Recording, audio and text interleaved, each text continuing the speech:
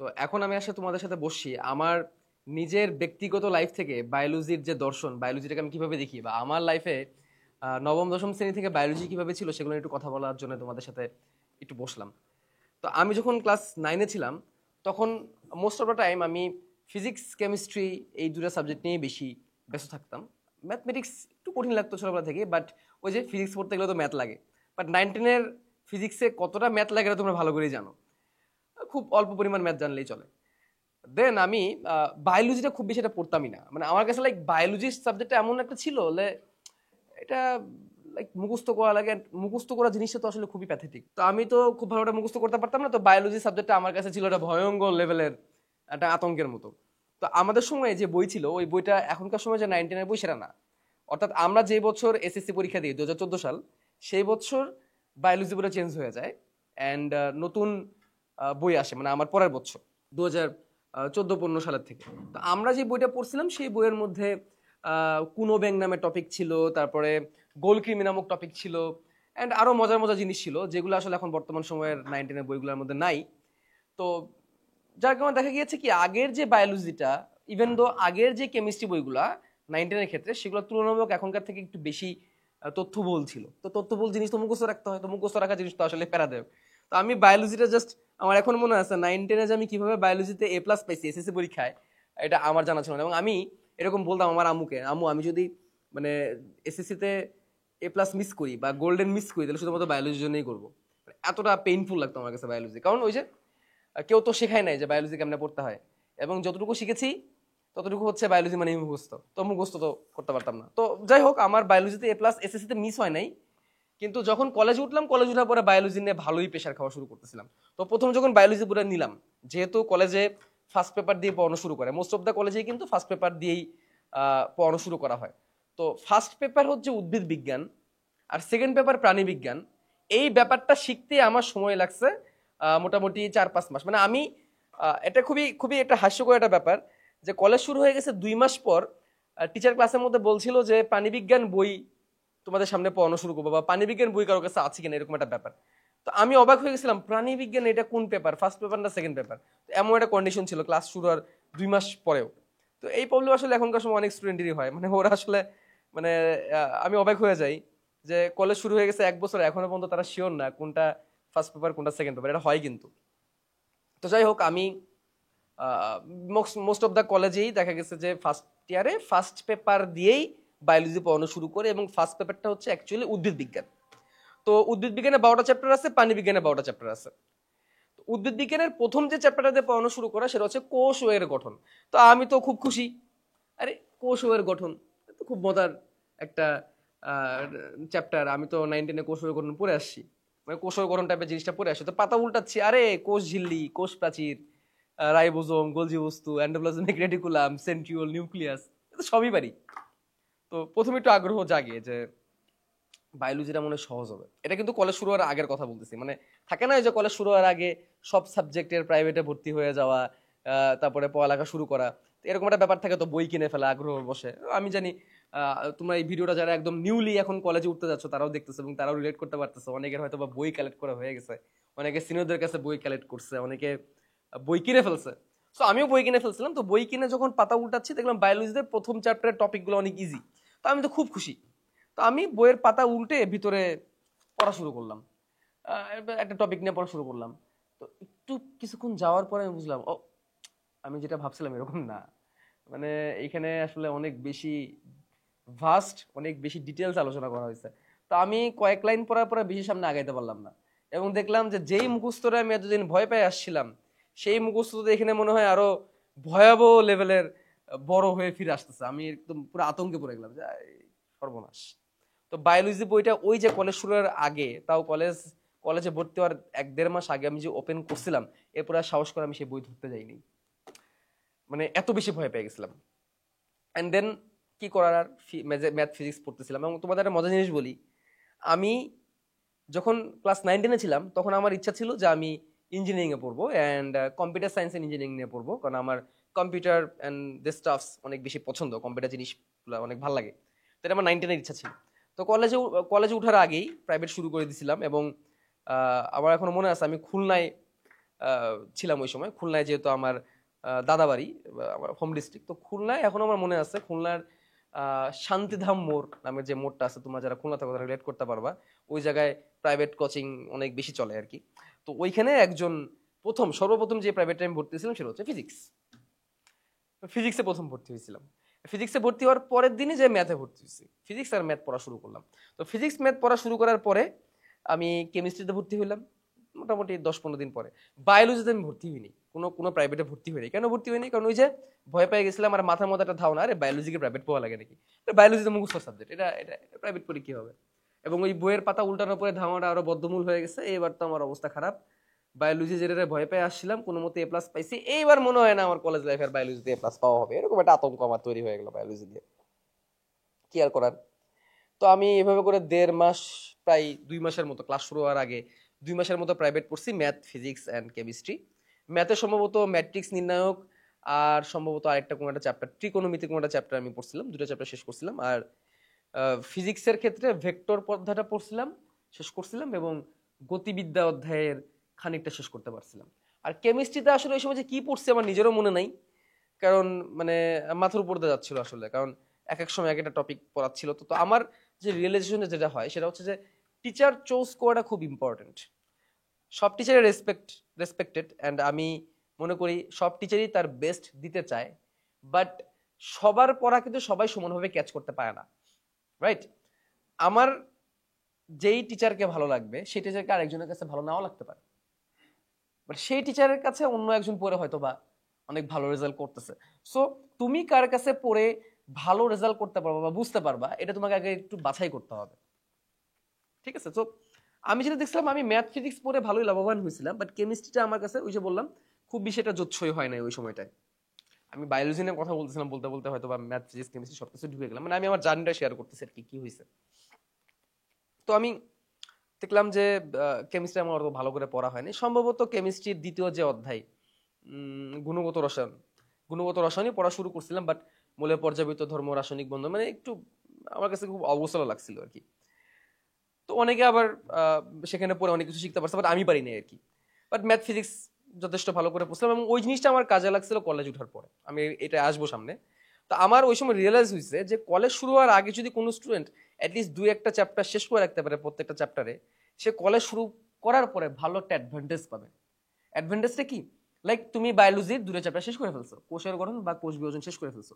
যদি কোষের গঠন শেষ করতে অনেক সময় লাগে, 1.5 থেকে 2 মাস লেগেছে একটা চ্যাপ্টার পড়তে, তো তুমি যদি কোষের গঠন চ্যাপ্টারটা শেষ করে ফেলতে পারো, তোমার যখন কলেজ শুরু হবে, স্যার ম্যাডাম যখন ওই চ্যাপ্টারটা পড়াবেন কলেজে, তখন দেখবা তোমার ক্যাচ করতে সময় কম লাগতেছে।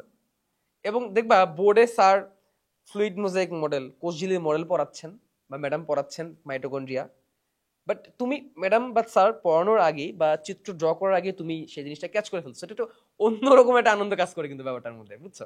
তো এটা আমার ম্যাথ ফিজিক্সের ক্ষেত্রে কাজ করছিল, কারণ ম্যাথ ফিজিক্স আমি যে দূরে দূরে চ্যাপ্টার শেষ করতে পারছিলাম। সো বায়োলজির ক্ষেত্রে, যেহেতু আমি বায়োলজি পড়ে বায়োলজিতে উদাহরণ দিই, দেখো তোমার যদি বায়োলজির মতো সাবজেক্টে, যে সাবজেক্টটা বেশিরভাগ স্টুডেন্ট কঠিন ভাবে, সেই সাবজেক্টে 2-1টা চ্যাপ্টার তোমার পড়া থাকে এবং টিচার যা পড়াচ্ছে তুমি তা ক্যাচ করতে পারতেছো, তোমার ভালো লাগবে। টিচার একটা জিনিস জিজ্ঞেস করছে, তুমি হাত তুলে উত্তর দিচ্ছ, তোমার ভালো লাগবে। এবং এই ভালো লাগাটা অনেক গুরুত্বপূর্ণ, কারণ আমি ওই যে ম্যাথ ফিজিক্স ভালো পারতাম, ওই ভালো লাগাটা আমার কলেজ লাইফে কাজ করতো। কলেজ লাইফে স্যার ম্যাডাম কোনো প্রশ্ন করতেই আমি ফিজিক্সের আনসারটা দিয়ে ফেলতে পারতাম। এমনও হয়তো যে স্যার একটা অঙ্ক করতে দিচ্ছে, ডট গুণন বা ক্রস গুণনের কোনো ম্যাথ করতে দিছে, বা ভেক্টরের উপাংশ নিয়ে কোনো একটা ম্যাথমেটিক্যাল কোনো একটা কিছু দিছে, আমি লাইক সবার করার আগে আমি সেটা করে ফেলতে পারতেছি। এটা অন্যরকম একটা স্যাটিসফ্যাকশন কাজ করে কিন্তু এর মধ্যে, বুঝছো? তো এতে করে হয়েছে কি, কলেজে আসার প্রতি, রেগুলার ক্লাস করার প্রতি একটা মানে খুব একটা ভাব কাজ করে। মানে কেন ভাব কাজ করে, মানে ব্যাপারটা হচ্ছে এরকম, তুমি রিয়েলাইজ করতে পারবা, তোমরা যারা অলরেডি কলেজে পড়তেছো বা সামনে যারা কলেজে উঠবা, এইচএসসি 27 ব্যাচ বিশেষ করে, তারা রিয়েলাইজ করতে পারবা যে যখন কোনো একটা সাবজেক্টের ক্লাসে তুমি ভালো রিপ্লাই দিতে পারবা, ভালো রেসপন্স করতে পারবা, সেই ক্লাস অ্যাটেন্ড করার প্রতি তোমার আগ্রহ বাড়বে। এটা একটা বাস্তব সত্য, আমার লাইফে আমি দেখছি। এবং আমি যাদের সাথে কথা বলছি, আমার বন্ধু বান্ধব বা আমার পরবর্তী যারা স্টুডেন্ট ছিল, তারা একই কথাই বলছে, যেই ক্লাসে সে ভালো রেসপন্ড করতে পারে, সেই ক্লাস তার অ্যাটেন্ড করতেও ভালো লাগে এবং সেই সাবজেক্টেও সে ভালো করতে থাকে।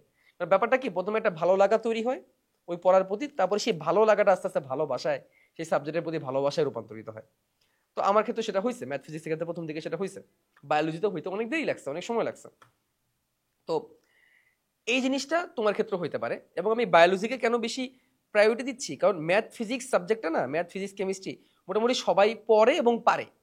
ওই যে আমি বললাম ম্যাক্সিমাম স্টুডেন্ট, বাংলাদেশের ম্যাক্সিমাম স্টুডেন্ট বায়োলজি সাবজেক্টটাকে অনেক পরে প্রাইভেটে ভর্তি হয় বা পড়া শুরু করে, প্রথমেই এই ফিজিক্স অথবা ম্যাথ দিয়ে পড়ালেখা শুরু করে। এটা একদম একটা বাস্তবতা। তো এই জন্য ম্যাথ ফিজিক্স স্টুডেন্টরা পড়েও বেশি, পারেও বেশি। বায়োলজি স্টুডেন্ট পড়েও কম, পারেও কম।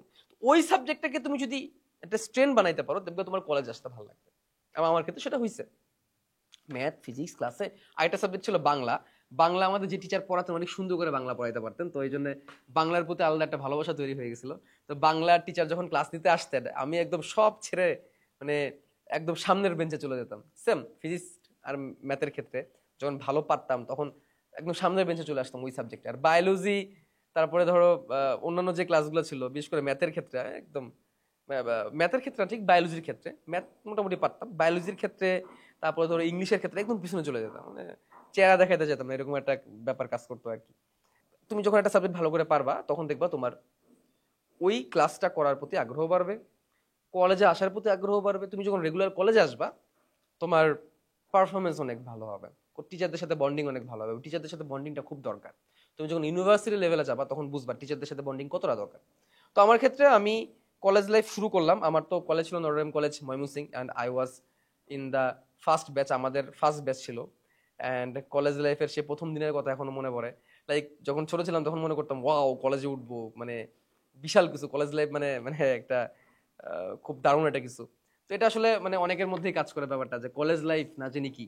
তো আমাদের ফার্স্ট ডে অফ কলেজ ছিল, এবং আমার এখনো মনে আছে আমাদের কলেজের সামনে রাস্তাটা পাকা ছিল না আর কি। হ্যাঁ, তখন জাস্ট কলেজটা তো তৈরি হয়েছে, first batch Notre Dame college Mymensingh এর। তো কলেজের সামনের রাস্তাটা মাটির রাস্তা ছিল, জাস্ট ইট বিছানো আর কি। এবং যেদিন আমাদের প্রথম ক্লাস ছিল তার আগের দিন সারা রাত বৃষ্টি পড়ছে ময়মনসিং শহরে, ডুবে ছিল পুরো রাস্তাটা।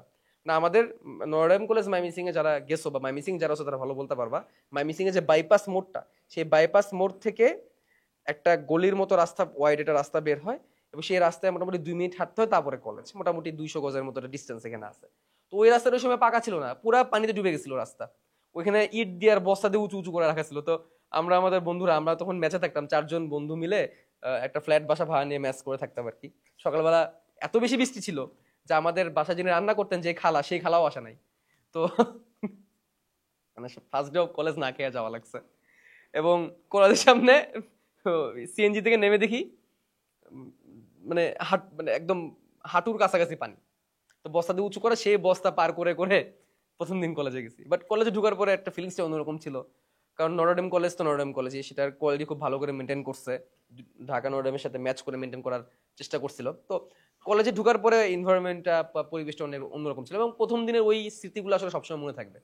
যখন ছোট ছিলাম তখন ব্যাপারটা এরকম ছিল যে কলেজে উঠলে না জানি কত বড় হয়ে গেছে, আরে কলেজ লাইফ না জানি কি, মানে বিশাল কিছু। হ্যাঁ, সাইড ব্যাগ নিব, সাইড ব্যাগ নিয়ে চোখের মধ্যে সানগ্লাস পইরা, ঠিক আছে, মানে কলেজে যাব, একটা অন্যরকম একটা জিনিস মনে হতো কলেজ লাইফ। বাট আসলে কলেজে ওঠার পরে দেখছি ভাই এত মজার না।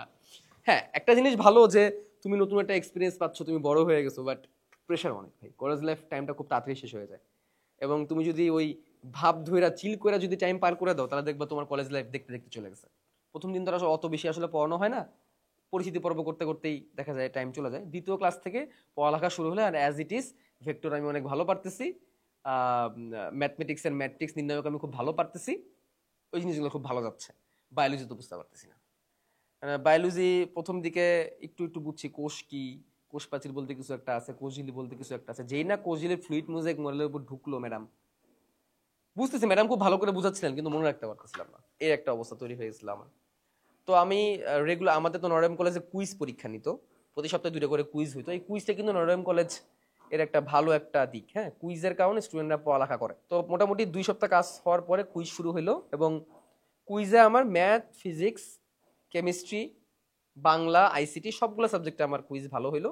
ইংলিশ অ্যান্ড বায়োলজিতে আমি কুইজে খারাপ করলাম। ইংলিশ কেন খারাপ করলাম, আমি ইংলিশ অতটা খারাপ ছিলাম না স্কুল লাইফে, বাট ওই যে ব্যাপারটা এরকম হয়ে গেছে, আরে ইংলিশ তো আমি খুব ভালো পারি, ইংলিশ কি আর পড়া লাগে, ইংলিশ তো অনেক পড়ে ফেলছি। ওই একটা কারণে আমি কলেজের প্রথম কুইজে ইংলিশে খারাপ করলাম, এর বায়োলজিতেও খারাপ করলাম। পাস পাস করছিলাম বাট কোনো মতে আর কি। 20 মার্কের পরীক্ষা হয়েছিল, মনে হয় 9 বা 8-9 পাইছিলাম আর কি, পাস করছি বাট অত ভালো হয় নাই। তো তো বুঝলাম যে আসলে বায়োলজি এভাবে করে হবে না, কারণ আমি যে মনে রাখতে পারতাম না। আমি আমি যে ভুলটা করতাম, একবার পড়তাম, পরে ও আচ্ছা বুঝে গেছি, বুঝে যেই শেষ, বুঝা পর্যন্তই শেষ, পরে আর বারবার দেখতাম না। তো বারবার না দেখার কারণে পড়া আমার মাথার মধ্যে ঢুকতো না। তো যা হয় আর কি, পরীক্ষায় মার্ক কম আসতেছে, দ্বিতীয় কুইজও আমি বায়োলজিতে খারাপ করলাম। তো বায়োলজি আমি রেগুলার খারাপ করে যাচ্ছি, অন্যান্য সাথে ভালো হচ্ছে। আমি আই ওয়াজ টোটালি ডিপ্রেস, কারণ ততদিনে আমাদের কলেজে কোষ রসায়ন চ্যাপ্টার পর্যন্ত চলে গেছে, আমি কিছুই পারি না বায়োলজিতে। ফিজিক্স ম্যাথ আগাচ্ছি, বাট ফিজিক্স ম্যাথটাও ততদিনে আমার কাছে কঠিন লাগা শুরু হয়েছে। ব্যাপারটা এরকম হয়ে গেছিল যে আমি দুইটা চ্যাপ্টার খুব ভালো পারি ফিজিক্সে, ম্যাথে। ওই জিনিসটা না আমার মধ্যে একটা জ্ঞানের বিড়ম্বনা তৈরি করে দিছিল। দুইটা চ্যাপ্টার ভালো পারি, এই দুইটা চ্যাপ্টার দিয়ে মনে হয় আমার জীবন চলে যাবে। আসলে চ্যাপ্টার তো দুটো না, চ্যাপ্টার তো অনেকগুলা। তো ওই দুটো চ্যাপ্টারের ভালো পারার যে একটা কি বলবো, মনে মনে একটা অহংকার বোধ, নিজের সাথে অহংকার বোধ আমার অনেক ক্ষতি করছিল। কারণ ওই দুটো চ্যাপ্টার তো খুব দ্রুত কলেজ শেষ করে ফেলছে। পরবর্তী চ্যাপ্টারগুলোর মধ্যে আমার একটু বেশি ওভার কনফিডেন্স তৈরি হয়ে গেছিল, যেমন ওইগুলোর মধ্যে আমি খারাপ করা শুরু করতেছিলাম, বিশেষ করে ম্যাথে। তো ভাগ্যের অদৃষ্টের পরিহাস, আমার ক্লাস শুরু হওয়ার 3 মাসের মাথায় আমার আম্মু অসুস্থ হয়ে যান, এবং আহ, আমার আম্মুর ক্যান্সার ধরা পড়ে। তো আমার আম্মু ক্যান্সার ধরা পড়ার কারণে, আমার আম্মু তো জব করতেন, তো জব তো ওই সময় কন্টিনিউ করতে পারতেছিলেন না। এবং তোমরা অনেকেই জানো, আমার তো মানে আমার বাবা মারা গিয়েছেন অনেক ছোটবেলায়। তো দেখা গিয়েছে যে আমার আম্মুই ফিনান্সিয়ালি আর্নিং পার্সন ছিলেন আমার ফ্যামিলির। তো সেই জিনিসটা একটা ধাক্কা পড়ে। তো আমার এখন মনে হচ্ছে 2014 সাল, ইট ওয়াজ 2014, যখন থেকে আমি প্রফেশনালি টিচিং শুরু করি, প্রফেশনালি পড়ানো শুরু করি 2014 সাল থেকে। এবং আমি তখন ইন্টার ফার্স্ট ইয়ারে পড়ি, এবং তখন মনে হয় ক্লাস 9-10-এর দু একজন বাচ্চা কাচ্চাকে পড়াইতাম আর কি আমি, এবং সায়েন্সের সাবজেক্টগুলো পড়াইতাম। তখন আমি ফিজিক্স, কেমিস্ট্রি, বায়োলজি 3 সাবজেক্টই পড়াইতাম, ম্যাথ পড়াইতাম না।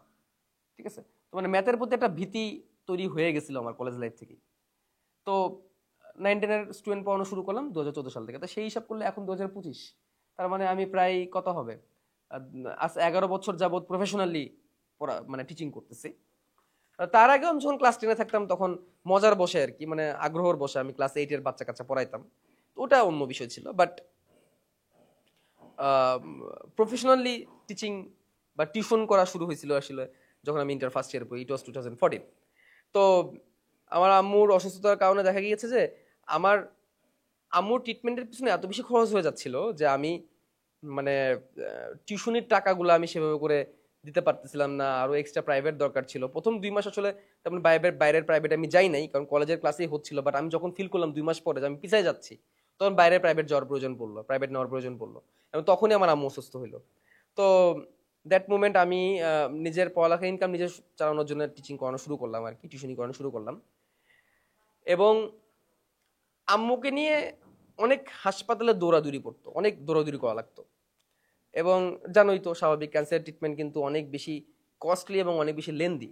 তো আম্মুর সার্জারি হইলো, কেমোথেরাপি দেওয়া হইলো, রেডিওথেরাপি দেওয়া হইলো, যেগুলো ক্যান্সারের ট্রিটমেন্টের প্রোটোকল। তো দ্যাট মোমেন্ট একজন ডাক্তার আমার লাইফে অনেক বেশি ইন্সপিরেশন হিসেবে কাজ করছে। আমি তার নামটা নিব, উনি হচ্ছেন ডাক্তার শফিউল স্যার। উনি ওই সময় ময়মনসিংহ মেডিকেল কলেজের ক্যান্সার ডিপার্টমেন্টের হেড ছিলেন। তো উনি আমার মানে একদম আমার লাইফের একটা টার্নিং পয়েন্ট, ওনার সাথে মিট করাটা ছিল আর কি। আমার আম্মুর ডাক্তার ছিলেন উনি, এবং উনি স্যার এখনো আছেন, এখনো ট্রিটমেন্ট করেন। উনি রিটায়ার করে ফেলছেন অনেক আগেই, বাট এখনো তিনি ট্রিটমেন্ট করেন। তো উনাকে দেখে, এবং বিশেষ করে নট অনলি উনাকে, আমার আম্মুর এমন হইতো কি, রাত বিরাতে আম্মু অসুস্থ হয়ে যেত।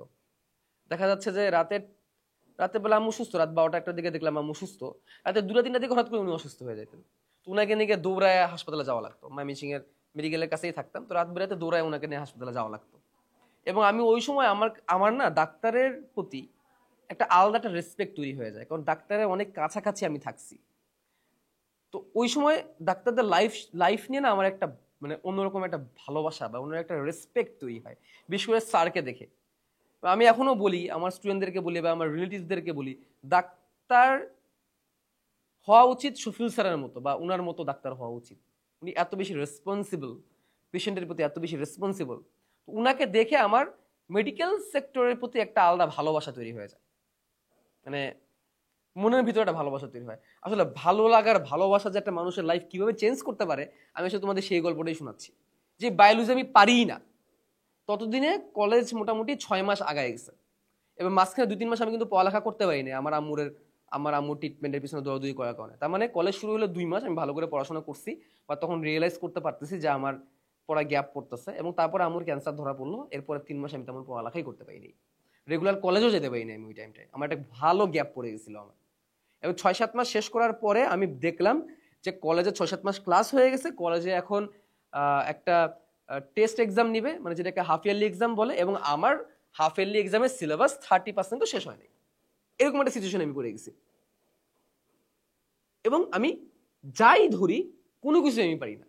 ওই আমি ম্যাথ এবং ফিজিক্স ওই 2টা চ্যাপ্টারেই পড়ে আসি, বায়োলজি আমি কিছুই পাই না। ইভেন প্রথম চ্যাপ্টার কোষের গঠনটা আমি ভালো করে শেষ করতে পারি না, কারণ কোষের গঠন চ্যাপ্টারে নিউক্লিয়াসের পরের যে অংশটা, রেপ্লিকেশন, ট্রান্সক্রিপশন, ট্রান্সলেশন, ভাই এগুলো খুবই কঠিন লাগতো আমার কাছে, এবং এখনো স্টুডেন্টের কাছে এগুলো খুব কঠিন লাগে। তো আমি কিছুই পাই না। আইসিটি একটু ভালো পারতাম, বাংলা ইংলিশ ওই একই অবস্থা। এবং আমি একটা জিনিস খেয়াল করলাম, আমি যে শুরুর দিকে 2টা করে চ্যাপ্টার শেষ করছিলাম, ওই যে একটা ভিতরে ভিতরে একটা অহংকার বোধ, এটা আমাকে সব থেকে বেশি ব্যাকফায়ার করছে। আমি তো পারি, এরকম একটা সিচুয়েশন তৈরি হয়ে গেল আমার। দেন আমি আমি বুঝলাম যে আমার অবস্থা খুবই খারাপ, এবং ততদিনে আমার ডাক্তারদের প্রতি একটা অন্যরকম একটা রেসপেক্ট তৈরি হয়ে গেছে। আমি ওই সময় বসে বুঝলাম যে আমার এখন সামনে পড়তে হবে। ততদিনে আমার আম্মুর ট্রিটমেন্টও মোটামুটি একটা পর্যায়ে আসে, কেমোথেরাপি, রেডিওথেরাপি শেষ, এবং রেগুলার চিকিৎসা। ততদিনে আমার কলেজের 6-7 মাস শেষ, আমি তেমন পড়ালেখাই করি নাই। তো আমি একটু বসলাম, নিজের মতো করে একটু বসলাম যে এবার একটু বসতে হবে, নিজের দিকে একটু ফোকাস করতে হবে। আমি 4টা সাবজেক্টের আমার স্ট্যাটিস্টিক্স দাঁড় করাইলাম যে কোনটার মধ্যে আমার কি অবস্থা এবং আমার কোন দিকে যাওয়া উচিত। 9-10 আমার ইচ্ছা ছিল কম্পিউটার সায়েন্স এন্ড ইঞ্জিনিয়ারিং নিয়ে পড়া, অর্থাৎ ইঞ্জিনিয়ারিং নিয়ে পড়া, বুয়েটে পড়া। তো সেটার জন্য আমি বুঝলাম যে আমার ম্যাথ, ফিজিক্স এবং কেমিস্ট্রি 3টাই সমান তালে পারতে হবে। ম্যাথ, ফিজিক্স, কেমিস্ট্রি 3টাই সমান তালে পারতে হবে যদি আমি বুয়েটে চান্স পেতে চাই, অ্যাটলিস্ট ঢাকা ইউনিভার্সিটির ইঞ্জিনিয়ারিং এ যদি আমি পড়তে চাই। কারণ তোমরা জানো যে ইঞ্জিনিয়ারিং এ চান্স পাইতে হলে কিন্তু ফিজিক্স, কেমিস্ট্রি, ম্যাথ 3টা সাবজেক্টে তুখর লেভেলের প্রস্তুতি দরকার, 3টা সাবজেক্টেই। অ্যান্ড আমার ম্যাথের অবস্থা খুবই খারাপ, এবং ততদিনে ফিজিক্সের এমন একটা অবস্থা হয়ে গেছে, ততদিন তো কলেজ মনে হয় নিউটনের মেকানিক্স পড়িয়ে মহাকর্ষ বিকর্ষ কস করে ফেলছে, এবং ওইদিকে দ্বিতীয় পত্রের তাপগতিবিদ্যা পড়াই ফেলছে। কিচ্ছুই পারি না, মানে ম্যাথ তো তাও সূত্র মিলে একটা একটা সিস্টেম করে ফেলা যায়। ফিজিক্স আমি ধরতেই পারি না, ততদিন আমার এমন একটা কন্ডিশন তৈরি হয়ে গেছে। 9-10 ফিজিক্স, 9-10 বায়োলজি, 9-10 কেমিস্ট্রি আর কলেজের কেমিস্ট্রি ভাই এক না। আমি নিজে তার বাস্তব প্রমাণ হিসেবে দেখছি আমার কলেজ লাইফে। 9-10 মতো ফিজিক্সকে কলেজের ফিজিক্স ভাবতে যে আমি যে কি বড় ব্যাম্বু পাইছিলাম, এটা আমার এখনো মনে আছে। অ্যান্ড আমি এটুকু বুঝে গেলাম যে আমার দ্বারা ইঞ্জিনিয়ারিং হবে না, কারণ আমি ম্যাথ পারি না, ফিজিক্স পারি না, কেমিস্ট্রির রিয়াকশন লিখতেই পারি না। আমার দ্বারা ইঞ্জিনিয়ারিং সম্ভব না। আমার ওই দিন পুরোপুরি বোঝা হয়ে গেছে। তাহলে আমার দ্বারা কি সম্ভব? মেডিকেল। কারণ ততদিনে মেডিকেল নিয়ে একটা মানে অন্যরকম একটা ভিতরে ভিতরে ফিলিংস তৈরি হচ্ছে। তো আমি মেডিকেলের জন্য আমি একটু রিয়েলাইজ করলাম যে মেডিকেলে চান্স পাইতে গেলে অত বেশি এক্সট্রা অর্ডিনারি হওয়ারও দরকার নেই, অত বেশি মেরিটোরিয়াসও হওয়ার দরকার নেই, অত বেশি ক্রিয়েটিভও হওয়ার দরকার নেই। যেটা খুব দরকার সেটা হচ্ছে অনেক বেশি পরিশ্রমী হওয়া। তার মানে কি মেডিকেল স্টুডেন্টরা মেরিটোরিয়াস না ক্রিয়েটিভ না? হ্যাঁ ক্রিয়েটিভ, বাট সব কিছুর ঊর্ধ্বে মেডিকেলে যে জিনিসটা লাগে সেটা হচ্ছে যে অনেক বেশি ডেডিকেশন, অনেক বেশি পরিশ্রম। এবং একটা সাবজেক্ট সেটা হচ্ছে বায়োলজি। এই যে এই বায়োলজি বইটা, 2টা বায়োলজি বই, ফার্স্ট পেপার এবং সেকেন্ড পেপার। এটা বই, এটা মেন বই না যদিও, যাই হোক আমি তোমাদের এমনি বুঝাইলাম। এই বায়োলজিতে মেডিকেলে 30 মার্ক আসে। মেডিকেলে biology, chemistry, physics, GK, English নিয়ে পরীক্ষা হয়, মেডিকেলে ম্যাথ নাই। বায়োলজিতেই বেশি গুরুত্বপূর্ণ, কারণ সব থেকে কঠিন প্রশ্ন বায়োলজিতেই আসে। তো আমি বুঝলাম যে মেডিকেলে চান্স পাইতে গেলে ফিজিক্স আর কেমিস্ট্রি যদি আমি জাস্ট A+ পাওয়ার মতো করে পড়ি আর বেসিক ঠিক রাখি তাইলে আমার চলবে, বায়োলজিটা বেশি করে পড়তে হবে। আর ইঞ্জিনিয়ারিং এ চান্স পেতে গেলে আমার ফিজিক্স, কেমিস্ট্রি, ম্যাথ 3টাই একদম সমান তালে তুখল লেভেলে পড়তে হবে। তাহলে কোনটা বেশি সহজ আমার জন্য? তখন আমার কাছে আমার পার্সপেক্টিভ থেকে মনে হয়েছে আমার জন্য মেডিকেলে যাওয়াটা বেশি সহজ। কারণ ওই যে ম্যাথ ফিজিক্স তো আমি ভালো পারি না, এটা আমার সাথে সবার মিলবে তা না। অনেকে ম্যাথ ফিজিক্স ভালো পারে এবং তারা ইঞ্জিনিয়ারিং এর জন্য তারা ঠিক আছে, তারা গুড টু গো। বা যাদের অবস্থা আমার মতো তাদের জন্য মেডিকেলটা সহজ, কারণ বায়োলজি একটা সাবজেক্ট ভালো করে পড়লেই চলতেছে। এবং আমার তখন সিচুয়েশনটা এরকম ছিল, আমি আমার সর্বোচ্চ ডেডিকেশন দিয়ে দিতে পারবো, কারণ আমার অবস্থা তখন খুবই খারাপ। কলেজ লাইফে 6-7 মাস শেষ, এবং ইট ওয়াজ মেবি 2015 তখন চলে আসছে। 2015 জানুয়ারি ফেব্রুয়ারির দিকে, এবং এই টাইমেই মনে হয় কলেজে ইয়ার চেঞ্জ পরীক্ষাগুলো, ইয়ার চেঞ্জ না ঠিক হাফ ইয়ারলি পরীক্ষাগুলো এরকম টাইমেই হয়, এবং মে জুনে ইয়ার চেঞ্জ হয়ে যায়। তো আমি ঠিক করলাম না এবার আমার বায়োলজি ভালো করে পড়তে হবে। তো আমার পাশে ম্যাথস করে আরো 3-4 জন বন্ধু থাকতো, তো তাদেরকে সাথে নিয়ে ভাবলাম যে আমি একজন মেডিকেলের একজন ভাইয়া, ময়মনসিংহ মেডিকেলের একজন সিনিয়র ভাইয়াকে আমাদের সাথে আমাদেরকে পড়ানোর জন্য রিকোয়েস্ট করি, যার থ্রুতে আমরা মেডিকেলের জন্য প্রস্তুতি নিতে পারবো, এবং পাশাপাশি উনি ফিজিক্স কেমিস্ট্রি একটু দেখাই দিবেন। তো যেইভাবে সেই কাজ, ওই বন্ধুদের সাথে কথা বললাম, তারাও মেডিকেল নিয়ে ডিটারমাইন্ড, এবং আমরা একজন ভাই, আমি নাম বলবো খায়রুল ভাই, উনি যখন ময়মনসিংহ মেডিকেলের ফাইনাল ইয়ারের স্টুডেন্ট, এখন তিনি ডাক্তার হয়ে বিসিএস দিয়ে এখন তিনি মোটামুটি ভালো জায়গায় আছেন। তো খায়রুল ভাই, উনাকে রিকোয়েস্ট করলাম উনি এসে আমাদের 4-5 জনকে একসাথে পড়াইতেন। ভাই প্রথমে কোষ রোশন চ্যাপ্টার দিয়ে পড়ানো শুরু করলাম।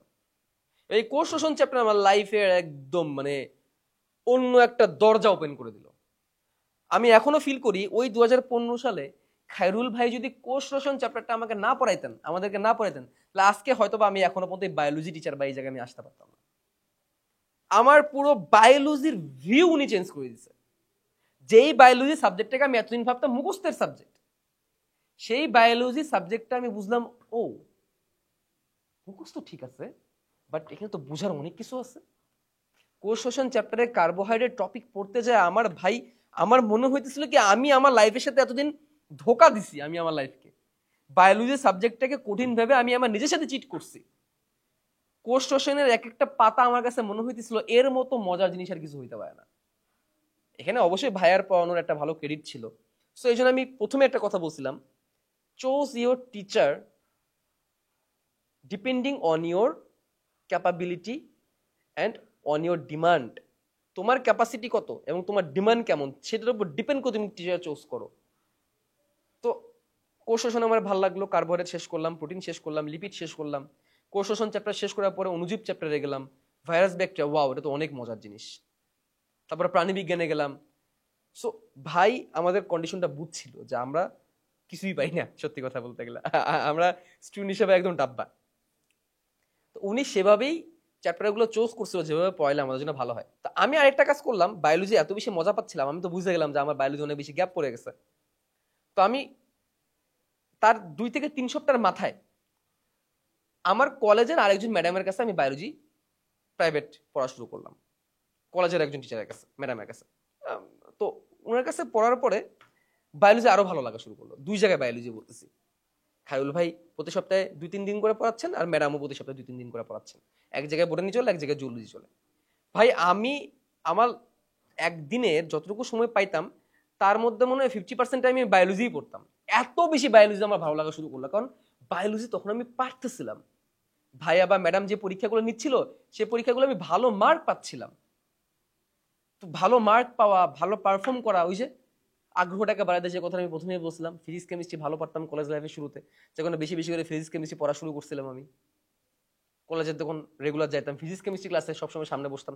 তেমনি এখন যেহেতু বায়োলজি আমি ভালো পারতেছি, ম্যাডামের টিউশন এবং খায়রুল ভাইয়ের ক্লাস কোনোটাই মিস দিচ্ছিলাম না, সব থেকে বেশি বায়োলজি পড়তেছিলাম।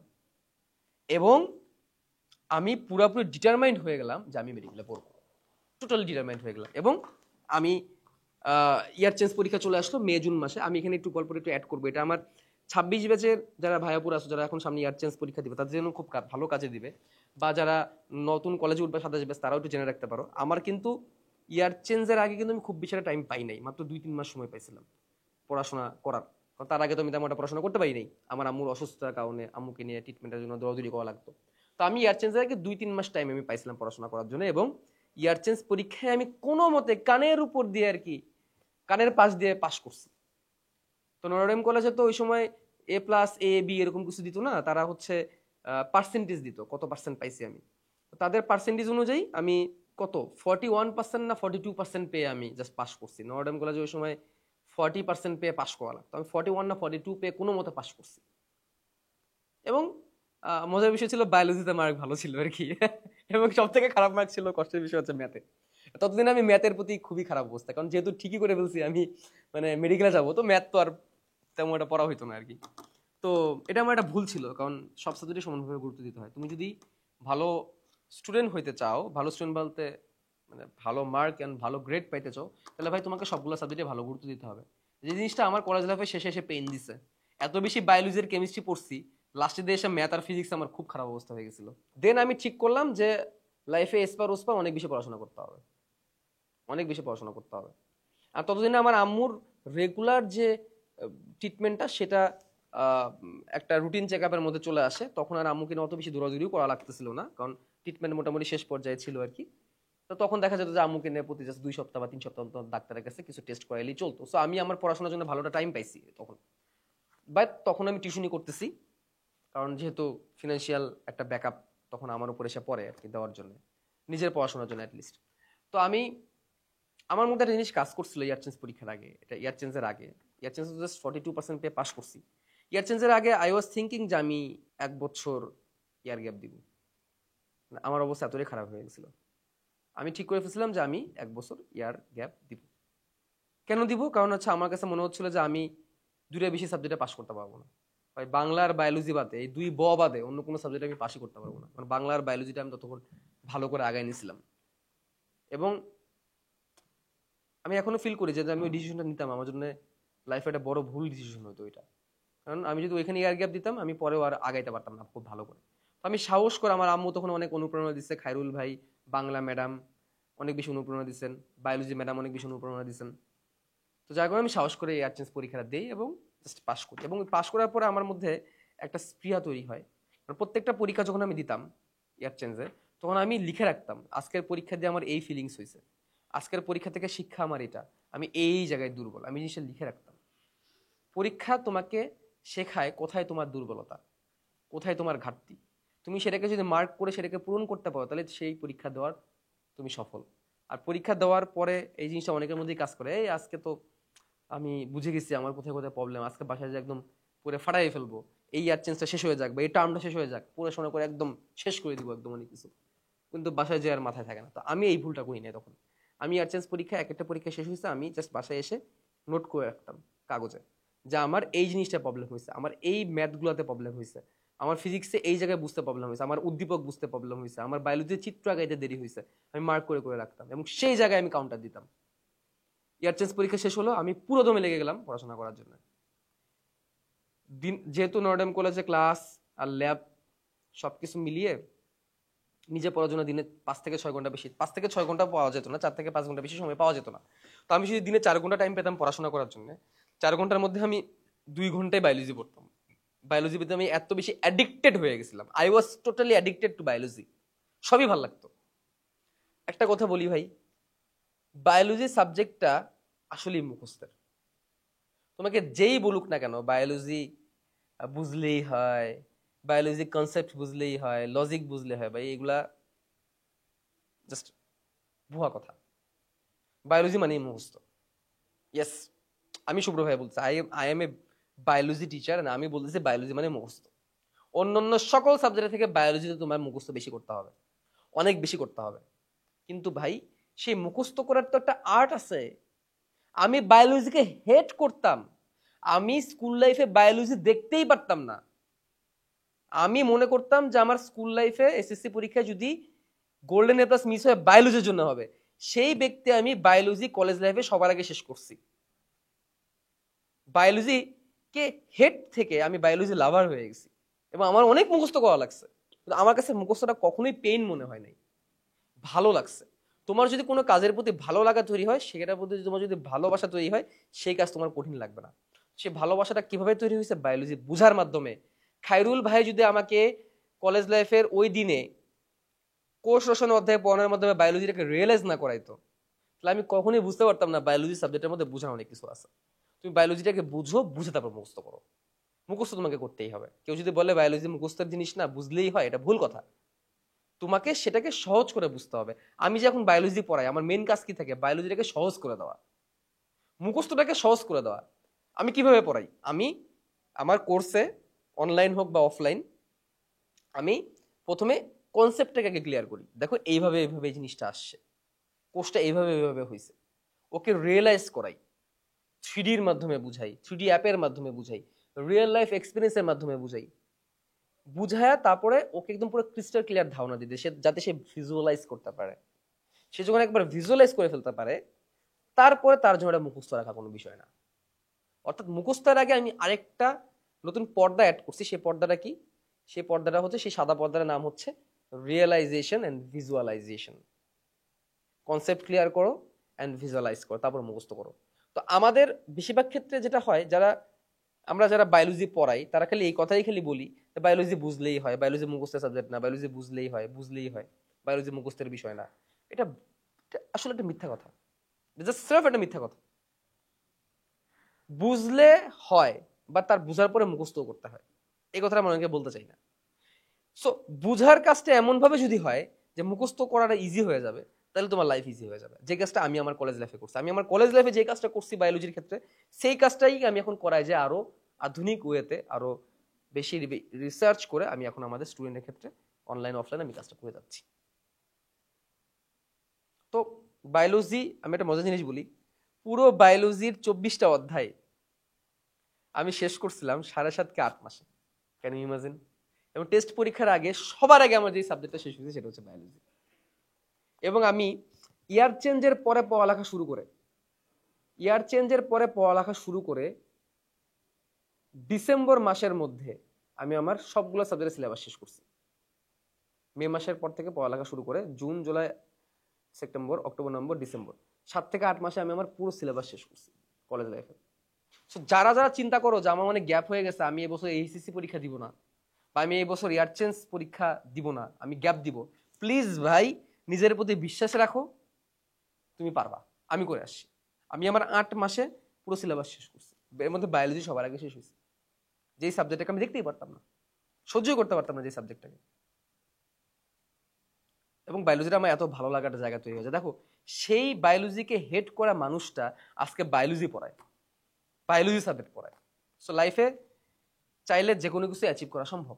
তো আমি আমার শেষের দিকে একটু গল্পটা বলি, ম্যাথ ফিজিক্সে কি হয়েছিল। তোমাদেরকে একটু আগে বলতেছিলাম যে ম্যাথ ফিজিক্সে একটা ঘটনা ঘটে গেছিল, বিশেষ করে ম্যাথে। বায়োলজি, কেমিস্ট্রি, বাংলা, ইংলিশ, এই সাবজেক্টগুলোতে আমি এত বেশি সময় দিয়ে ফেলছিলাম, বিশেষ করে বায়োলজিতে আমার ম্যাথে খুব খারাপ অবস্থা হয়ে দাঁড়ায়। ফিজিক্স, ম্যাথ দুটার মধ্যে মোটামুটি। ফিজিক্স লাস্ট মোমেন্টে একজন ভালো টিচার পাইছিলাম। ওই যে বললাম ভাই, টিচারের গুরুত্ব অপরিসীম। কলেজ লাইফে টিচার চুজ করা খুবই গুরুত্বপূর্ণ। ইয়ার চেঞ্জের পরে ভালো একজন, আমার জন্য ভালো আর কি, সব টিচারই ভালো, আমার জন্য উনি ভালো ছিলেন, একজন ফিজিক্স টিচার পেয়েছিলাম আমি, যে আমার ফিজিক্সের ভয়টা দূর করে দেয়। এবং জাস্ট 3 মাসের মধ্যে ফিজিক্স আমাকে প্রো বানাই দিয়েছিলেন উনি, ভয়টা দূর করে দিয়েছিলেন। আমি যা বুঝছিলাম কলেজ লাইফে খারাপ করার পিছনে মেন কারণ হচ্ছে ভয়, কনফিডেন্সের অভাব, আর কিচ্ছু না। কনফিডেন্স গ্রো করলে তোমার জন্য সব সাবজেক্ট ইজি। কনফিডেন্স গ্রো করলে ভালো লাগবে, ভালো লাগা থেকে ভালোবাসা তৈরি হবে, তুমি সেই সাবজেক্টে ভালো করবা। তো ম্যাথে আমি পিছিয়ে যাচ্ছিলাম, ম্যাথে আমি ভালো টিচার আমার জন্য সাফিসিয়েন্ট, আমার জন্য ভালো টিচার পাচ্ছিলাম না। সে ভালো টিচারকে আমি পাইছিলাম ইয়ার চেঞ্জ, সরি, টেস্ট পরীক্ষার 3-4 মাস আগে একজন ভাইয়াকে পাইছিলাম, আমি তার নাম নিব, নাজমুল ভাই। উনি বাসায় এসে পড়াইতেন, এবং উনি যেভাবে ম্যাথ করাইতেন ভাই, 3 মাসের মধ্যে আমার পুরো ম্যাথে উনি জাহাজ বানাই দিয়েছিল আমার, মানে A+ পাওয়ার মতো আর কি। এর আগেও ম্যাথ পড়ছি, বাস 3-4 মাসে উনি আমার ম্যাথের কনফিডেন্স অন্য জায়গায় নিয়ে গেছে। আমি জাস্ট কোনো মতো A+ পাওয়ার জন্য, টেস্ট পরীক্ষা দেওয়ার জন্য ম্যাথ শেষ করছিলাম। দেন টেস্ট পরীক্ষার পর আমার ম্যাথ নিয়ে আরো বেশি পড়াশোনা করা লাগছে, এবং ওই সময় ভাই আমাকে অনেক হেল্প করছে। সো ভাই, আমার লাইফে টিচার একটা ভালো রোল প্লে করছে। হোয়াট ইফ যদি আমি প্রথম দিকে খায়রুল ভাইকে না পেয়ে নাজমুল ভাইকে পাইতাম, তাহলে হইতে পারতো আমি হয়তো বাস ইঞ্জিনিয়ারিং এর দিকে থাকতাম, হইতেই পারতো। সো আমার ম্যাথের ভীতিটা লাস্টের দিকে একটু দূর হয়। এবং তোমার জানলে অবাক হবা, আমি আমার কলেজের টেস্ট পরীক্ষায় 72% নাম্বার পেয়ে আমি টেস্ট পরীক্ষা দিয়েছিলাম, শেষ করছিলাম 72%। যেখানে আমি 42 পেয়ে কোনো মতে পাস করি ইয়ার চেঞ্জে, টেস্ট পরীক্ষা আমি 72% মার্ক পেয়েছিলাম। এবং আমি এত বেশি কনফিডেন্স ছিলাম, কারণ টেস্ট পরীক্ষায় 72% মানে কি, এ পাওয়া, এ গ্রেড। টেস্ট পরীক্ষায় জিপিএ 4 এর বেশি পাওয়া মানে হচ্ছে কলেজে, মানে মেইন বোর্ড পরীক্ষায় ভালো মার্ক পাওয়া, এটা কারণ টেস্ট পরীক্ষা তো কঠিন প্রশ্ন করে। দেন টেস্ট পরীক্ষা শেষ হইলো, রেজাল্টটা পাইলাম, ভাই আমি চোখ কান বন্ধ করে পড়ালেখা শুরু করলাম। আমার লাইফে একটাই কাজ, পড়ালেখা করা। এন্ড দেন ইন্টার পরীক্ষা দিলাম, এইচএসসি পরীক্ষা দিলাম। এইচএসসি পরীক্ষা দেওয়ার পরে আমার physics, chemistry, math, biology, ICT প্রত্যেকটা সাবজেক্টে মার্ক 90-র উপরে ছিল, প্রত্যেকটা সাবজেক্টে। এবং আরো একটা মজার জিনিস বলি, সব থেকে বেশি মার্ক ছিল হচ্ছে ম্যাথে। ওই যে আতঙ্ক, আতঙ্কের কারণে বেশি বেশি করছি এবং সব থেকে বেশি মার্ক ম্যাথে পাইছিলাম। ঠিক আছে, তো তারপরে মেডিকেলের জন্য প্রস্তুতি নেই। অ্যাডমিশনের গল্পটা আমি অন্য সময় বলবো। মেডিকেলে ফার্স্ট টাইমে এমবিবিএস এর চান্স হয় নাই, বিডিএস এ হয়েছিল, দেন আমি বিডিএস কন্টিনিউ করি। তো অ্যাডমিশনের গল্পটা এক সময় বলবো। কলেজ লাইফ শেষ করার পরে মেডিকেলে ভর্তি হইলাম, শহীদ সোহরাওয়ার্দী মেডিকেল কলেজ ডেন্টিস্ট্রিতে ভর্তি হওয়ার পরে দেন আমি সেখানে মেডিকেল আসার পর আমি টিচিং শুরু করলাম এবং তখন থেকে বায়োলজি পড়ানোটা শুরু করলাম। বায়োলজি পড়ায় তখন ভালো লাগতো এবং মোটামুটি 2016-17 সাল থেকে আমি কলেজের বায়োলজি পড়ানো শুরু করি। সো কত হবে, 9 বছর যাবত আজকে কলেজের এই বায়োলজি পড়াচ্ছি। তো এই 9 বছরের মধ্যে আমি নিজের পড়ানো স্কিলটাকে অনেক বেশি ডেভেলপ করতে পারছি। আমার এখনো মনে হয় আগের দিনের যেই ক্লাসগুলো আমি নিতাম আজকের দিনের ক্লাসের মধ্যে আকাশ পাতাল ডিফারেন্স। আমার ইউটিউব চ্যানেলে একটা সিরিজ ছিল, যে সিরিজটার নাম হচ্ছে 40 ডেজ বায়োমিশন। যে 40 ডেজ বায়োমিশন আমি বায়োলজির 6টা চ্যাপ্টারকে 40 দিনে শেষ করছিলাম এবং 2021 সালের কথা, সেই ক্লাসগুলো খুবই জনপ্রিয় ছিল। তোমরা কি জানো আমি ওই সিরিজের 40টা ক্লাসের মধ্যে মোটামুটি 35টা বা 36টা ক্লাস ধরে প্রাইভেট করে দিয়েছি, রাখি নাই। এই কয়েক মাস আগে আমি ক্লাসগুলোকে রাখি নেই, ইউটিউব থেকে সরাই দিয়েছি। যেই ক্লাসগুলা ইউটিউবে সার্চ করলে সার্চে সবার আগে থাকতো, যেখানে লাখ লাখ ভিউ হয়েছে, সেই সবগুলা ক্লাস ধরে আমি ইউটিউব থেকে সরাই দিয়েছি আমার চ্যানেলে এবং সেগুলোকে সরিয়ে নতুন ম্যারাথন ক্লাস আপলোড করছি। আমার হাসনাত শুভ্র ইউটিউব চ্যানেলে গেলে দেখবো অনেক ম্যারাথন ক্লাস আছে এবং বায়োলজির মোস্ট প্রবলি 15টা চ্যাপ্টার, 24টার মধ্যে 15টা চ্যাপ্টার ম্যারাথন ক্লাস আমি দিয়ে দিচ্ছি। এবং আমার ইউটিউব চ্যানেলে গেলে বায়োলজির 24টা অধ্যায়ের মধ্যে 23টা চ্যাপ্টারই চাইলে ফ্রিতে পড়া সম্ভব এবং ওই 15টা চ্যাপ্টার একদম নতুন ক্লাস, আপডেটেড ক্লাস। সেই ক্লাসগুলো করলে আর কারো মানে প্রাইভেট পড়ার দরকার নেই, আমার কোর্সে ভর্তি হওয়ার দরকার নেই। সত্যি কথা, নিজের কোর্সের বড়টা বাজাচ্ছি, তাই না? কারণ আমার ইউটিউব চ্যানেলে প্রতিদিন প্রায় 15 থেকে 20,000 স্টুডেন্ট ক্লাস করে, এই ম্যারাথন ক্লাসগুলোই করে। তারা এখান থেকে শিখতেছে। ভাই সবার ফিনান্সিয়াল কন্ডিশন তো সেম না, আমি নিজে সেম কন্ডিশন দিয়ে গেছি। সো আই নো যে সবাই কোর্স কিনে বা সবাই প্রাইভেটে টাকা দিয়ে পড়তে পারে না, আমিও অনেক প্রাইভেট ফ্রিতে পড়ছি। সো যার কারণে আমি ক্লাসগুলো ওপেন রাখছি। এই ক্লাসগুলো ওপেন রাখার কারণে কি আমার লস হয়েছে? লস হয় নাই, আলহামদুলিল্লাহ। বিগত 3টা ব্যাচে 24, 25, 26 এই 3টা ব্যাচে জাস্ট একাডেমিক কোর্সে, মানে কলেজ বায়োলজি কোর্সে, অ্যাডমিশন না, এই 3টা ব্যাচে অনলাইনে আমি তো শুভ্র সব থেকে বেশি বায়োলজি স্টুডেন্ট পড়িয়েছি। 38,000 স্টুডেন্ট, এসএসসি 24, 25 এবং 26 মিলে এখনো পর্যন্ত 38,000 স্টুডেন্ট আমার কাছে পেইড স্টুডেন্ট, কিন্তু কোর্স কিনে পড়ছে। ফ্রি তো অনেক বেশি। এবং এখন এইচএসসি 26 ব্যাচে 11,500 বেশি স্টুডেন্ট এনরোল আছে 26 ব্যাচের পেইড কোর্সে। এত বেশি স্টুডেন্ট অনলাইনের বায়োলজিতে অন্য কোনো কোচিংয়ে নাই বা অন্য কোনো কোর্সে নাই, এটা আমি গর্ব করে বলতে পারি। কেন? কারণ আমি আমার পড়ানোটাকে এইভাবে কোয়ালিটির জায়গায় বেশি গুরুত্ব দিছি। ক্যান ইউ ইমাজিন, যেই নামে সার্চ করলে, কোষ বিভাজন লিখে সার্চ করলে সবার আগে আমার ক্লাস চলে আসতো, এরকম একটা হাই এসইও ক্লাস আমি জাস্ট প্রাইভেট করে দিছি। কেন? কারণ ক্লাসগুলো অনেক পুরাতন, ক্লাসগুলোতে কনসেপ্টে অনেক ঘাটতি ছিল। বর্তমান ক্লাসগুলোর কনসেপ্ট অনেক ভালো। জাস্ট বিকজ অফ দ্যাট আমি আমার চ্যানেলের হাই ভ্যালু, হাই ভিউ হওয়া প্রায় অসংখ্য, প্রায় 100 থেকে 150 ক্লাস, একটা সিরিজের প্রায় 35টা এবং প্রায় 100 থেকে 150টা ক্লাস আমি জাস্ট হাইড করে ফেলছি, প্রাইভেট করে ফেলছি, রাখিই নাই আমি আমার চ্যানেলে, জাস্ট কোয়ালিটিকে গুরুত্ব দেওয়ার জন্য। আমি আমার টিচিং ক্যারিয়ারে কখনো কোয়ালিটিকে কম্প্রোমাইজ করিনি, সবসময় শিখছি। এবং সেই 21 সাল থেকে আজকে 25 সাল পর্যন্ত প্রত্যেকটা বছর আমার পড়ানোকে আমি ডেভেলপ করে গেছি। এবং যার কারণে আমার মনে হয় যে আমি প্রতি ব্যাচে নতুন নতুন কিছু শিখি। এসএসসি 27 ব্যাচকে দেখে এসএসসি 26 ব্যাচ বলবে আমরা তো তাহলে কম পাইলাম। ভাই এটা তো নিয়ম। তুমি একটা সফটওয়্যার দিকে তাকাও না, প্রতি বছর সফটওয়্যার আপডেট হয় এবং ডেভেলপ হয়। এবং তুমি যদি ভাবো আমি ফোনটা আগে কিনে লস করছি, তাহলে হবে? তাহলে তো হবে না। তুমি যেই বছর এখন যেখানে আসো, তুমি এখন যেই ব্যাচ আছো, সেই ব্যাচ তুমি বেস্টটা পাচ্ছ, এই জন্য তোমার স্যাটিসফাই বা খুশি থাকা উচিত। কারণ আমি যত বেশি পড়াবো তত বেশি ডেভেলপ করবো নিজেকে, তুমি যত বেশি পড়বো তত বেশি তোমার স্কিল ডেভেলপ হবে, এটাই নিয়ম। তো যার কারণে প্রত্যেকটা ব্যাচেই ক্লাস কোয়ালিটি আগের থেকে ভালো হবে, প্রত্যেকটা ব্যাচে ক্লাস আগের থেকে আরো কনসাইজ হবে, এফেক্টিভ হবে, এটাই নিয়ম। বাট যে ব্যাচে আছে সেই ব্যাচে এক্সাক্ট সব থেকে বেস্ট সার্ভিসটা আমার কাছ থেকে পাইছে। তো 2022 সালে আমি এই বায়ো মিশনটাকে ফর্ম করি। বায়ো মিশন কি তাইলে? What is bio mission? তোমরা জানো এসিএস, আমি হচ্ছে এসিএস এর একজন ফাউন্ডিং মেম্বার। এসিএসটাকে আমরা 2021-22 সালে আমরা তৈরি করছিলাম এসিএসটাকে। সো সেই সময় থেকে আমি এসিএস এর সাথে আছি, বায়োলজির সাথে আছি। তো এসিএস এর টিচারদের প্রত্যেকের নিজেদের একটা আলাদা আলাদা প্ল্যাটফর্ম আছে। এই আমার প্ল্যাটফর্মের নাম হচ্ছে বায়ো মিশন। ম্যাথের অভিদাদার প্ল্যাটফর্মের নাম কি? রম্বস। তেমনি ফিজিক্সের মাশরুফ ভাইয়ের প্ল্যাটফর্মের নাম হচ্ছে লব্ধি, অপূর্ব ফিজিক্স কেয়ার। তোমাদের সাকিব ভাইয়ের প্ল্যাটফর্মের নাম হচ্ছে ক্যাটালিস্ট। সো এরকম প্রত্যেকের একটা আলাদা প্ল্যাটফর্ম আছে। সবগুলো প্ল্যাটফর্ম মিলেই হচ্ছে এসিএস। অর্থাৎ এই প্ল্যাটফর্মগুলো হচ্ছে এসিএস এর এক একটা বোন, আর এসিএস হচ্ছে একটা মাদার প্ল্যাটফর্ম, এরকম আর কি ব্যাপারটা। সবগুলো মিলে এসিএস। তো আমার বায়োলজির প্ল্যাটফর্মের নাম হচ্ছে বায়ো মিশন, যেখানে আমি বায়োলজি পড়াই। সো শুভ্র ভাইকে খুঁজতে গেলে বায়ো মিশনে খুঁজতে হবে। বায়ো মিশনকে খুঁজে পেলে তুমি এসিএস কেও খুঁজে পাবা। বুঝতে পেরেছো? তার মানে এসিএস এর অনেকগুলো ব্রাঞ্চের মধ্যে একটা হচ্ছে বায়ো মিশন। সেই বায়ো মিশনে আমি বায়োলজি পড়াই। এবং এই বায়ো মিশনের শুরুটা কেমন হয়েছে জানো? 2021 সালের আগস্ট মাসের 40 ডেজ বায়ো মিশন দিয়ে। ওই যে 40 ডেজ বায়ো মিশন, যেখানে আমি টানা 44 দিনে, 40 ডেজ নাম ছিল বাট 44 দিন লাগছে, 44 দিনে বায়োলজির 6টা চ্যাপ্টার আমি আমার ইউটিউবে ফ্রিতে পড়াই দিয়েছিলাম। অ্যান্ড নিজের হাতে তৈরি করা বেস্ট ক্লাসগুলোকে আমি নিজের হাতেই প্রাইভেট করে দিয়েছি ইউটিউব চ্যানেলে। কেন? জাস্ট কোয়ালিটিকে মেনটেন করার জন্য। ঠিক আছে? তো ওই থেকেই 40 ডেজ বায়ো মিশন থেকে ওই বায়ো মিশন নামটা দিয়ে বায়ো মিশনের সৃষ্টি। বায়ো মিশনে আমি কি করি? বায়ো মিশনে আমি বায়োলজি পড়াই, বায়ো মিশনে আমি কন্টেন্ট ডেভেলপ করি, এবং বায়ো মিশনে আমি বই তৈরি করি। তো এই কাজগুলো আমি বায়ো মিশনে করি। বায়ো মিশনে আমি রিয়েল লাইফ নিয়ে কাজ করি, রিয়েল লাইফ এক্সপিরিয়েন্স নিয়ে কাজ করি। প্রায় দেখবা এই যে গাছপালা নিয়ে বিভিন্ন ভিডিও বানাচ্ছি, হাইড্রা নিয়ে বিভিন্ন জিনিস নিয়ে ভিডিও বানাচ্ছি, এগুলো তোমরা হয়তো দেখো।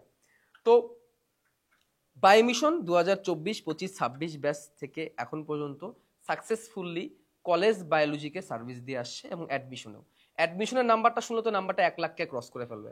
জাস্ট একাডেমিকেই 38,000-এর বেশি স্টুডেন্ট আমরা সার্ভ করছি বায়ো মিশন থেকে, যেটা কিনা পুরো অনলাইনের ইতিহাসে বায়োলজির জন্য সব থেকে বেশি। তুমি আমার ইউটিউব চ্যানেলে যাও, ইউটিউব চ্যানেলে গেলে দেখতে পারবা বায়ো মিশনের ক্লাসগুলো কেমন, শুভ্র ভাইয়ের ক্লাসগুলো কেমন। আমি প্রথম থেকে একটা কথা বলে আসছি, তোমার জন্য কোন টিচারের ক্লাস বেস্ট হবে, তোমার জন্য কোন টিচারের প্রাইভেট বেস্ট হবে, সেটা অনলাইন হোক অফলাইন, তোমাকে আগে জাজ করতে হবে। কলেজ লাইফের একটা বড় ভুল কি জানো? বারবার টিচার চেঞ্জ করা। আমরা আমাদের সময় দেখছি যে স্টুডেন্ট বারবার টিচার চেঞ্জ করে, সেই স্টুডেন্ট কখনোই পড়ার মধ্যে ভালো করে অ্যাবজর্ব হইতে পারে না। তাকে নতুন নতুন এক্সপ্লোরেশনের ভিতর দিয়ে যাইতে হয়। জাস্ট প্রথমে একজন টিচার এবং তার কাছেই শেষ পর্যন্ত, এটা হচ্ছে বেস্ট ওয়ে। সুতরাং প্রথমে সে টিচার চুজ করার আগে বুঝে শুনে করতে হবে। লাগলে সে, তুমি যদি অফলাইনের স্টুডেন্ট হও, লাগলে তুমি প্রত্যেকটা টিচারের কাছে 2-3 দিন করে ক্লাস করো। তুমি যদি অনলাইনে ক্লাস করতে অভ্যস্ত, তাহলে প্রত্যেকটা ইউটিউব চ্যানেল থেকে 2-3টা করে ক্লাস দেখো, তারপর তুমি ডিসিশন নাও। বাট একবার ঢোকার পরে কিন্তু বারবার কি করা যাবে না? টিচার চেঞ্জ করা যাবে না, কারণ তাহলে তোমারই লস হবে।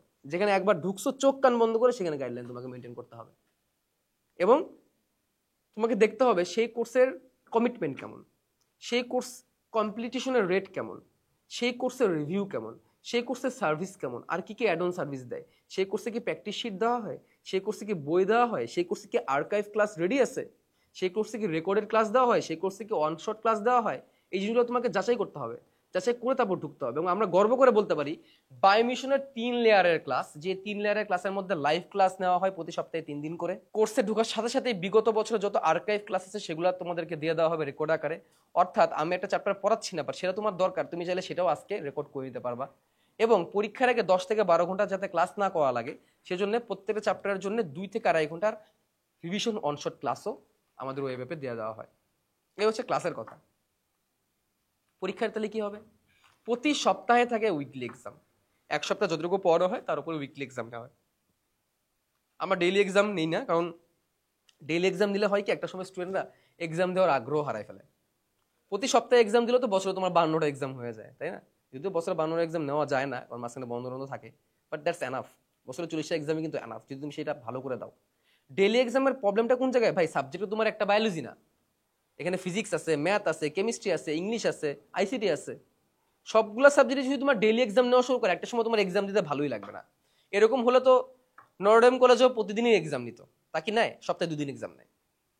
সো এই জন্য আমি পার্সোনালি উইকলি এক্সামটাকে বেশি ফোকাস করি। সপ্তাহে 3 দিন ক্লাস হয়, রবি মঙ্গল বৃহস্পতি সন্ধ্যা 7টার সময় ক্লাস হয়।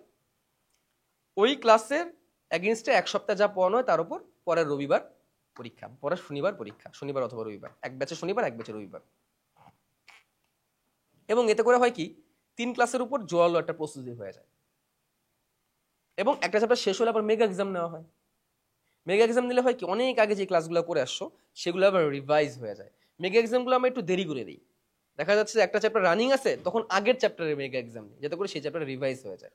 সো 2 লেয়ারের exam, weekly exam and mega exam. তারপর হচ্ছে বই। আমরা এটা এটা এটা 27 ব্যাচের বই না, যদিও এটা হচ্ছে 25 ব্যাচের বই। তো 27 ব্যাচের বই চলে আসছে, তোমরা অনেকেই জানো। বইগুলোকে আমরা খুব দারুণভাবে তৈরি করছি ভাই। আমার যে বায়োমিশনে যে বইগুলো আসছে সেই বইয়ের পিছনে যে কন্টেন্ট টিম কাজ করতেছে 2022 সালের শুরু থেকে এই কন্টেন্ট টিম কাজ করে আসতেছে। আমরা প্রতি বছর যে প্র্যাকটিস শিটগুলো দিচ্ছি সেই 2022 সাল থেকে এসএসসি 24, 25, 26 ব্যাচে যে প্র্যাকটিস শিটগুলো আমরা দিয়ে আসছি, সেই প্র্যাকটিস শিটগুলোকে আরো ডেভেলপ করে আমরা আমাদের বইগুলোকে তৈরি করছি। একটা বইকে আমরা এত নিখুঁতভাবে তৈরি করার চেষ্টা করছি, তোমাকে এটা বলে বোঝাতে পারবো না। বইয়ের প্রত্যেকটা ওয়ার্ডে আমার টাচ আছে। আমরা এত সুন্দরভাবে বইটাকে গুছানোর চেষ্টা করছি। বায়োলজিতে মেন বইয়ের কোনো বিকল্প নাই। উদ্ভিদ বিজ্ঞানের জন্য আবুল হাসান স্যারের বই, প্রাণী বিজ্ঞানের জন্য গাজী আজমল স্যারের বই, পাশাপাশি এক্সট্রা ইনফো লাগে, সেক্ষেত্রে আজিবুর স্যারের বই এবং আলিম স্যারের বইটাও অ্যাড করলে বেটার। সো অনেকগুলো রাইটারের বই কিন্তু পড়তে হয়, বাট প্রাথমিকভাবে আবুল হাসান স্যারের উদ্ভিদ বিজ্ঞান, প্রাণী বিজ্ঞান, গাজী আজমল স্যারের বই পড়লেই চলে। তুমি প্র্যাকটিস করবা কোন জায়গা থেকে? বই তো তুমি পড়লা, কিভাবে এমসিকিউ আসবে, কিভাবে সৃজনশীল আসবে সেটা তুমি কিভাবে বুঝবা? সেটার জন্য আমাদের এই বইগুলা, যে বইগুলোকে আমরা খুব কম্প্যাক্ট সাইজে তৈরি করছি। ফিজিক্স, কেমিস্ট্রি, ম্যাথের সাথে আমরা ম্যাচ না করে বায়োলজি বইটাকে একদম আলাদা প্যাটার্নে আমরা বায়োমিশন থেকে তৈরি করছি। কারণ বায়োলজিতে মেন বইয়ের কোনো বিকল্প না, তোমাকে মেন বইও পড়তে হবে, আবার মোটা একটা বইও পড়তে হবে, এটা খুবই পেইনফুল হয়ে যায়। যে কারণে আমরা সর্বোচ্চ চেষ্টা করছি বায়োলজি বইটাকে ছোট রাখার জন্য, এটা তুমি মেন বইয়ের পাশাপাশি প্র্যাকটিস করতে পারো। তার মানে এটা একটা প্র্যাকটিস বুক হিসেবে পারফেক্ট। আমরা সেভাবে বইটাকে তৈরি করছি। কত কিছু মিলিয়ে যে আমরা ক্যালকুলেশনটা করি এটা তুমি চিন্তাও করতে পারবে না। আমরা সারাদিন রাত স্টুডেন্টদেরকে নিয়েই চিন্তা করি। বায়োমিশন টিম স্টুডেন্টদেরকে নিয়েই চিন্তা করে, এবং বায়োমিশন টিমে যারা কাজ করে তারাও কিন্তু আমার এক্স স্টুডেন্ট। দেখো, তারা আমার এক্স স্টুডেন্ট, বাট এখন তারা আমার সাথে কাজ করে। তার মানে বায়োমিশনের সাথে থাকতে পারলেও লাভ, বায়োমিশন থেকে পাশ করে কাজ করতে পারলেও লাভ, তাই না? থাকতে পারলে কিভাবে লাভ? কারণ আমাদের প্রতি মেগা এক্সামে যারা টপ করে তাদেরকে আমরা 10,000, 15,000, এমনকি 20,000 টাকা পর্যন্ত আমরা প্রাইজ মানি দিই। তার মানে তুমি একটা কোর্সে জয়েন করে ভালো করে এক্সাম দিয়ে তুমি একটা কোর্স থেকে প্রায় 3-4 হাজার টাকা ইনকাম করে ফেলতে পারবা, ঠিক আছে? তার মানে কোর্সে থাকা অবস্থায় লাভ। এবং এই যে যারা বায়োমিশনের সাথে কাজ করে, যারা কন্টেন্ট এক্সিকিউটিভ, যেমন যাদের এই যে নাম এই বইয়ের শুরুতেই দেওয়া আছে, তাদের নামগুলো এখানে লেখা আছে। যেমন আমরা দেখতে পাচ্ছি আসিফের নাম এখানে আছে, তাসলিমার নাম এখানে আছে, আশরাফের নাম এখানে আছে, হেলালের নাম এখানে আছে। এটা ম্যাক্সিমাম আমার স্টুডেন্ট। তার মধ্যে তো তাসলিমা, আসিফেরা তো সরাসরি আমার স্টুডেন্ট, যাদেরকে আমি নিজের হাতে তৈরি করেছি। তারা আমার কাছে অফলাইনও তারা পড়েছে। এবং দেখো, তারা এখন আজকে বইয়ের কাজ করছে, এবং তারা কিন্তু ফ্রিতে কাজ করে না, তারা কিন্তু পেইড, তারা তাদের অনারিয়াম পায়। এবং এরা তো মনে হয় এক একজন গত 1-1.5 বছরে 2 বছরে প্রায় কয়েক লাখ টাকা ইনকাম করে ফেলছে বায়োমিশন থেকে। ঠিক আছে, কিভাবে করছে? তারা তাদের অনারিয়াম বুঝে নিছে, কাজ করে। সো তুমি যদি বায়োমিশনের সাথে থাকো, ফিউচারে যদি তুমি ভালো রেজাল্ট করো, তারপর দেখবা তোমার নিজের হাত খরচ জোগাড় করার মতো একটা সুযোগ তোমার হয়ে গেছে। আমরা বায়োমিশন লিগেসিটা এইভাবে তৈরি করি। এবং শুধু বইয়ের কাজ না, আর অনেক কাজ, কোশ্চেন বানানোর কাজ, কন্টেন্ট ডেভেলপমেন্টের কাজ, রিয়েল লাইফ বায়োলজি নিয়ে কাজ, অনেক বড় টিম। সো বায়োমিশন একটা কমিউনিটি হিসেবে কাজ করতেছে। বায়োমিশন একটা লিগেসি ধরে রাখছে। বায়োমিশন is not just a name, এটার মধ্যে অনেক ইমোশন জড়ায় আছে, এটার মধ্যে অনেক ফ্যামিলি জড়ায় আছে, অনেকগুলো মানুষ এখানে জড়ায় আছে, অনেকগুলো স্টুডেন্ট এখানে জড়ায় আছে, যারা সবাই মিলে বায়োমিশনের জন্য কাজ করতেছে। বায়োলজিটাকে ইজি বানাচ্ছে। We are making easy biology, এটা হচ্ছে আমাদের মটো, আমাদের থিম। আমরা বায়োলজিটাকে সহজ বানানোর জন্য কাজ করি। সেটার জন্য আমাদের রিয়েল লাইফ বায়োলজি দেখাই, সেটার জন্য আমরা প্র্যাকটিক্যাল বায়োলজি দেখাই, সেটার জন্য আমরা 3D বায়োলজি দেখাই, যা করা দরকার আমরা তা করি। তুমি জানো আমাদের একটা চ্যাট গ্রুপ আছে টেলিগ্রামে, যে চ্যাট গ্রুপে 26 ব্যাচের যত স্টুডেন্ট আছে, পেইড স্টুডেন্ট, তাদের ম্যাক্সিমাম এখানে আছে। এবং তারা আমাকে প্রশ্ন করে, এবং আমি ট্রাই করি 1 থেকে 1.5 ঘন্টার মাঝখানে তাদের রিপ্লাইটা দিয়ে দেওয়ার। প্রায় 2টা গ্রুপে প্রায় 3,500 করে স্টুডেন্ট আছে। তারা যখনই কোনো ডাউট হয়, তারা ছবি তুলে সেটা আমাকে পাঠায় দেয় বা লিখে আমাকে পাঠায় দেয়। আমি ট্রাই করি 1 থেকে 1.5 ঘন্টার মতো। আমি এটা বলবো না কখনো যে আমি সাথে সাথে রিপ্লাই দিয়ে দিই, এটা বললে মিথ্যা কথা বলা হবে। কেউ সাথে সাথে রিপ্লাই দিতে পারে না, স্বাধীন তো কেউ মোবাইল ধরে রাখে না। আমি 1 থেকে 1.5 ঘন্টা বা সর্বোচ্চ 2 ঘন্টার মধ্যে আমি যাই, আমি সেই রিপ্লাইগুলো দিয়ে দিই, নিজের হাতে দিই, মাঝে মাঝে ভয়েস দিয়ে রিপ্লাই দিয়ে দিই। আমরা 24/7 স্টুডেন্ট নিয়ে ভাবি। একটা স্টুডেন্ট কমপ্লেন, কোনো বিষয় নিয়ে কমপ্লেন করার সাথে সাথে, ডাউট দেওয়ার সাথে সাথে সেটাকে আমরা সলভ করি। কেন করি? Because you are so much important for us, you are paying us. তুমি তোমার টাকা দিচ্ছ আমাদেরকে, সেই টাকাটা তোমাকে হালাল করতে হবে রে ভাই, তোমাকে আমার সার্ভিস দিতে হবে। তারপরেও আমরা চেষ্টা করি সবাইকে দেওয়ার জন্য। অনেক জায়গায় আমাদের হয়তো বা ঘাটতি থাকে, সেই ঘাটতিটাকে পূরণ করার জন্য আমরা আমাদের টিমটাকে আরো বড় করে যাচ্ছি। আমরা কোয়ালিটিকে সবসময় জোর দিই। আমরা চাইলে বই আরো অনেক আগেই তৈরি করে ফেলতে পারতাম, আর 2 বছর আগে আমরা বই তৈরি করতে পারতাম। আমি জাস্ট আমার টিমমেটকে বলছিলাম না, এখনই না, জাস্ট একটু ওয়েট করো, ওয়েট করে একটা ভালো বই স্টুডেন্টের হাতে তুলে দাও। আমরা কোয়ালিটিকে এত বেশি জোর দিই। বায়োমিশনের সাথে যুক্ত হলে তুমি জাস্ট একটা কোর্স কিনছো তা না, তুমি একটা কমিউনিটির মধ্যে তুমি চলে আসবা, সেটা অনলাইন হোক অফলাইন। আমি মোহাম্মদপুরে অফলাইনে পড়াই, সেখানে স্টুডেন্টের ক্ষেত্রে আমি একই কাজই করি, তাদের ক্ষেত্রে আমার একই মেসেজই থাকে, দুটার মধ্যে একটা সিঙ্ক্রোনাইজেশন রাখা। এবং অনলাইনটা হচ্ছে এমন একটা জায়গা যেখানে তুমি ঘরে বসে সব পাইতে পারো, এবং সেই সব কিছু সলিউশন নিয়ে আসছে হচ্ছে বায়োমিশন। আমি আমার লাইফে যেই ডিফিকাল্টিসগুলো ফেস করছি বায়োলজি পড়তে যেয়ে, এবং যেভাবে সেই জায়গা থেকে আমি পরিত্রাণ পাইছি, আমার লাইফের বায়োলজিটাকে যেভাবে করে ইজি করে দিছিল আমার টিচাররা, সেটাকে আরো ডেভেলপ করে আমি নিয়ে যাওয়ার চেষ্টা করতেছি। সো তুমি বায়োলজির একজন যদি পার্ট হও, আমি এটুকু তোমাকে বলতে পারি যে তোমাকে আফসোস করতে হবে না, বায়োলজি নিয়ে তোমাকে কখনো ভয় পাইতে হবে না। আমাদের সবসময় চেষ্টা থাকবে তোমাদের বায়োলজির জার্নিটাকে সহজ করা। তুমি কলেজের ফার্স্ট ইয়ারের স্টুডেন্ট হও, কলেজের সেকেন্ড ইয়ারের স্টুডেন্ট হও, বা এখনো কলেজে তুমি ভর্তি নাও হয়ে থাকো, জাস্ট যাচাই বাছাই করে তারপর তুমি আসো। হাসান শুভ্র ইউটিউব চ্যানেলে চলে যাও, তাহলে তুমি দেখতে পারবা তোমার জন্য এই ক্লাসগুলো উপযুক্ত কিনা।